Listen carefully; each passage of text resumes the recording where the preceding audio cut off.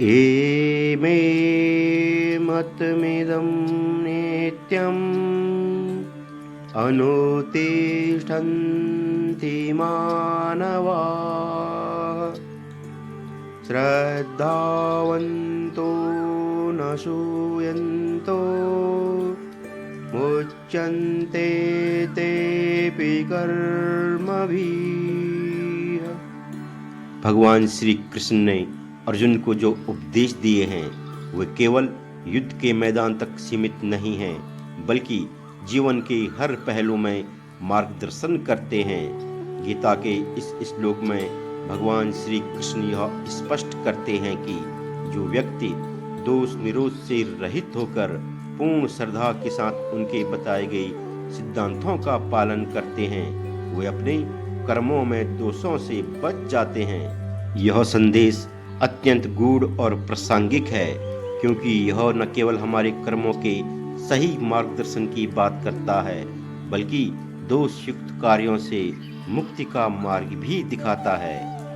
दोस्तों, दोष निरोध का अर्थ है अपने कार्यों और जीवन में उन तत्वों को न आने देना जो अशुद्ध, अनैतिक या सिद्धांतों के विपरीत है।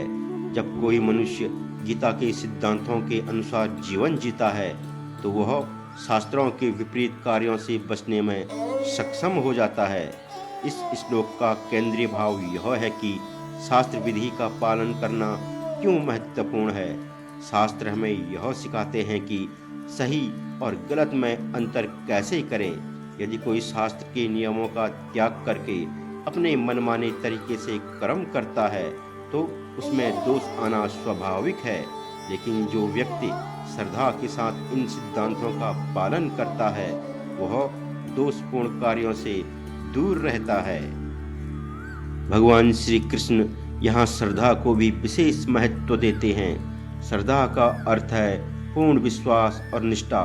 जब कोई व्यक्ति किसी सिद्धांत को अपनाता है और उसे पूरे मनोयोग से मानता है तभी वह उसके जीवन में सही ढंग से प्रभाव डालता है।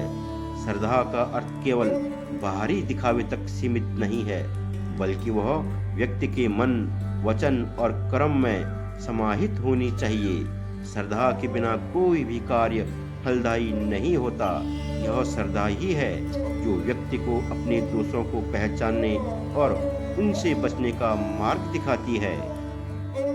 दोस्तों, शास्त्र हमें जीवन के हर क्षेत्र में मार्गदर्शन देते हैं, चाहे वह धर्म का पालन हो, समाज में व्यवहार हो या आध्यात्मिक उन्नति। यदि शास्त्रों के नियमों को अनदेखा किया जाए तो व्यक्ति के कर्मों में अशुद्धि और अज्ञानता का प्रवेश होता है।